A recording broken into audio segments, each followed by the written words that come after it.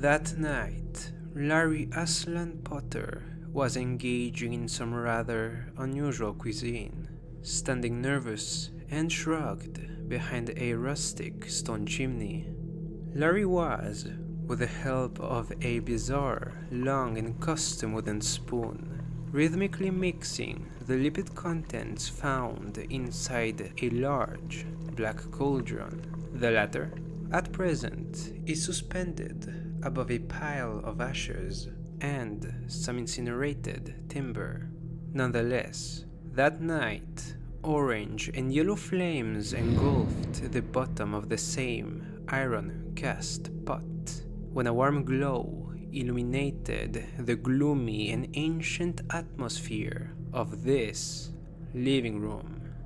All doors were closed from inside, and no window was open. Indeed, the old man was home alone, and he had no time to waste, especially acting under auspicious circumstances and constellations.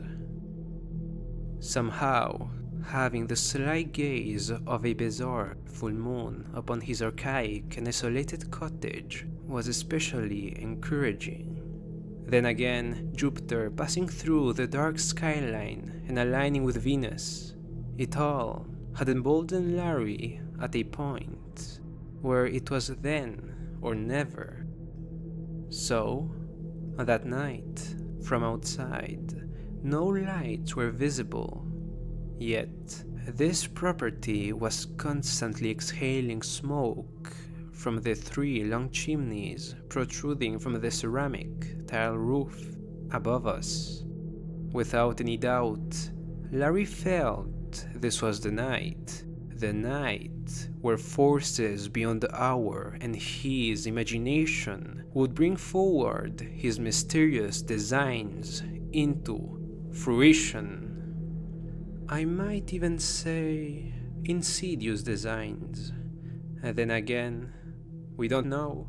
We might never know, since he disappeared without leaving a trace. Where was I? Ah, yes. So, Larry was cutting, crushing and mixing weirder and weirder ingredients, powders and liquids, some of which still find sanctuary on this massive wooden table beside the chimney. A dozen transparent flasks are scattered on the workbench, the contents rotten and dry, yet quite a few lay broken on the floor. Why? Why? Wait.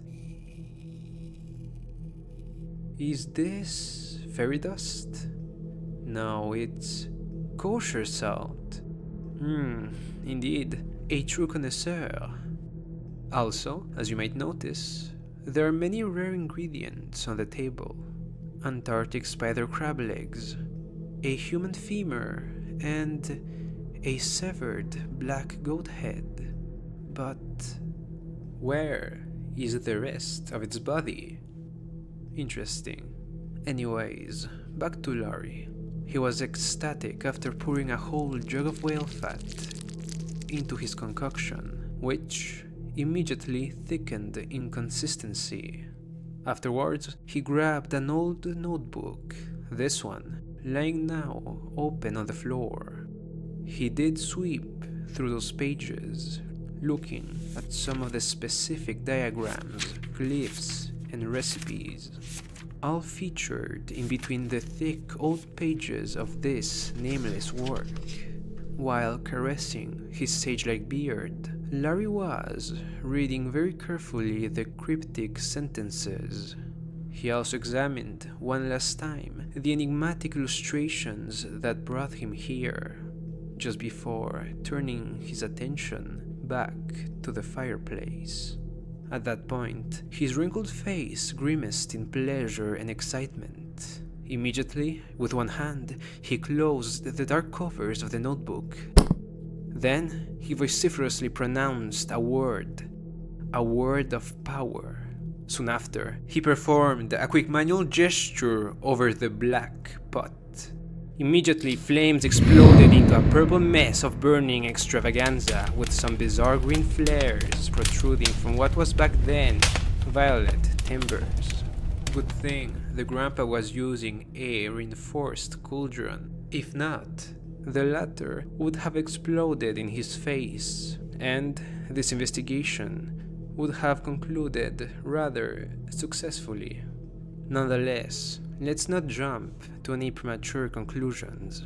After all, we are here to inquire thoroughly about Larry's possible whereabouts.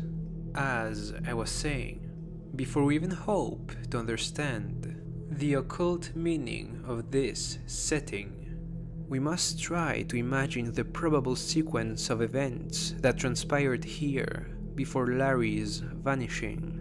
In other words, now that we know this place was all shut from the inside, and the chimneys are too narrow for a grown man to pass through, we must turn our focus into the physical evidence. More precisely, the extensive notes and letters found hidden inside his bureau.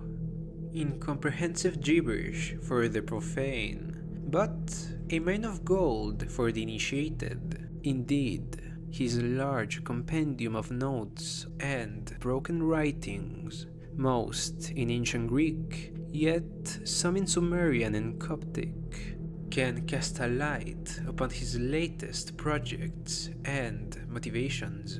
I can confirm that the physical evidence you gave me to examine was of most interesting and peculiar nature, since it suggests that Larry descended into a quest of huge theoretical proportions by trying to replicate and complete something that was not attempted for at least 3,000 years: the Dark Baptism.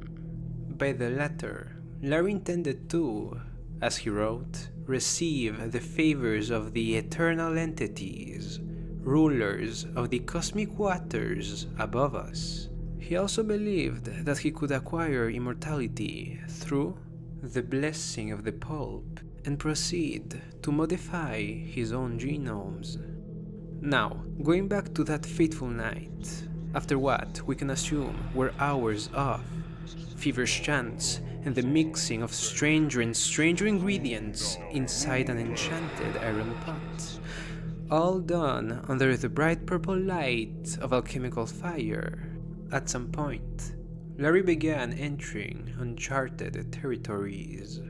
Since he did mention several times in his notes that the ritual was incomplete, so he had to fill in the gaps with his own due diligence or imagination.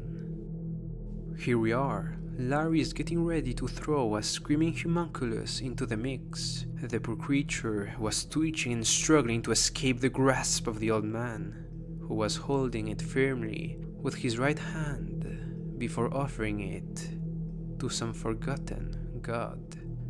Poor creature, it was terrifyingly sacrificed by this ceremonial dagger.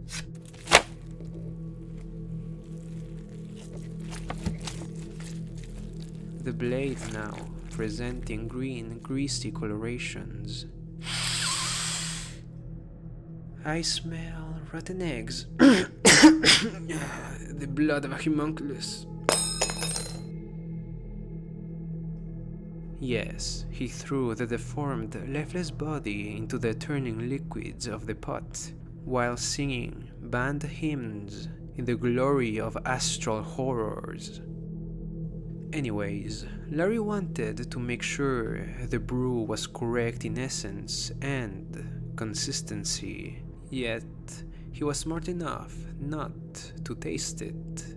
Instead, he stopped his chanting and stirring to focus all of his attention into the yellowish waters inside the pot.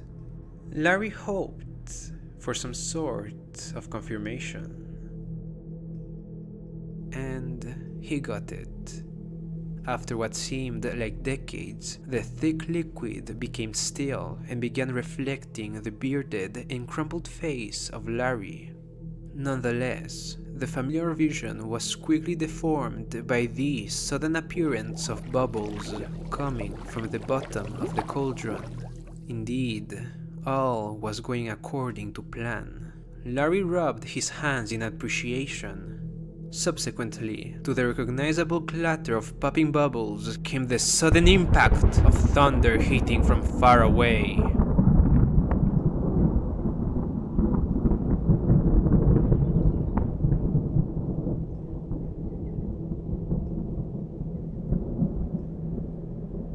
A storm was coming. Larry Aslan Potter smiled and applauded himself.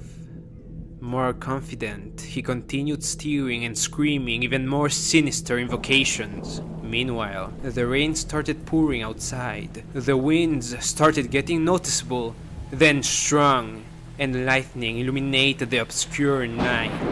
In the time being, Larry fetched from inside one of his secret pockets a small flask filled with a strange powder. I truly don't know what it was, but from his notes, it was very difficult and dangerous to obtain. Nonetheless, he threw it all into the mix. The storm was getting intense in the background. Lightning consistently illuminated the night, while the frequent thunder exploding with intensity was following some hidden pattern. Larry observed the concoction lose color, changing to a black liquid mass. He only had to add one more ingredient: stardust, and then accept the dreaded dark baptism.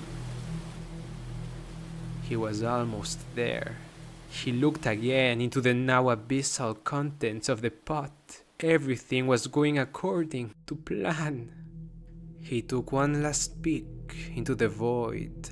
Once again, he wanted the moving liquid to stabilize before proceeding.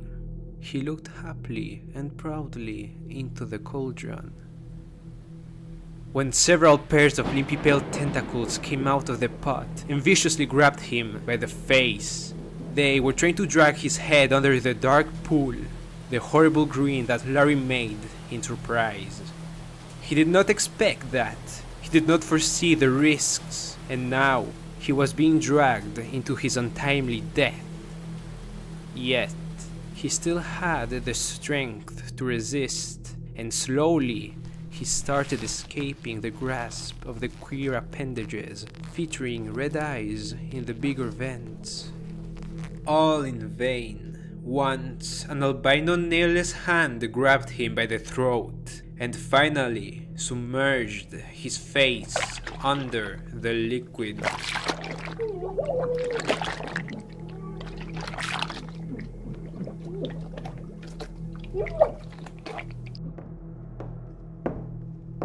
We can see here the remains of the fight.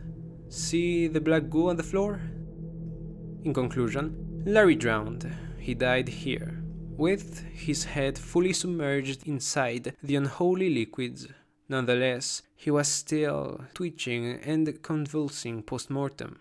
After some time, the storm stopped, and the rest of his abyss body was, in turn, swallowed by the same relatively small cauldron that promised him immortality and now contains the remains of Sir Larry Aslan Potter. And maybe something even more frightening. Proceed with caution.